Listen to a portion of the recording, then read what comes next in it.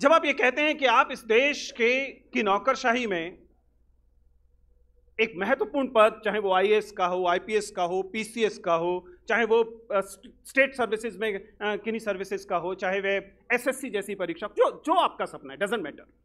लेकिन जब आप ये कहते हैं कि आप उस पद के लिए एक आवेदक हैं, आप उस पद का सपना लेते हैं, तब आप एक मेरे देश का, इस भारत देश का बहुत जरूरी काम कर रहे होते हैं।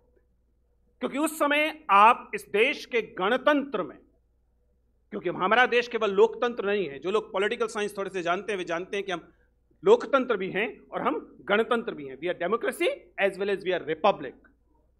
तो जैसे ही आप ये सपने में अपना दावा पेश करते हैं, when you claim your space in that bureaucracy, तब आप दरअसल इस गणतंत्र का एक बहुत अहम काम कर रहे होते हैं। क्योंकि गणतंत्र का मतलब यह है कि देश के हर पद पर, चाहे वह राष्ट्रपति का पद हो, प्रधानमंत्री का पद हो, मुख्यमंत्री का पद हो, या किसी डीएम का, एसपी का, एसडीएम का, कोई भी पद क्यों ना हो, उस पद पर इस देश में किसी को जन्म के आधार पर मौका नहीं मिलेगा।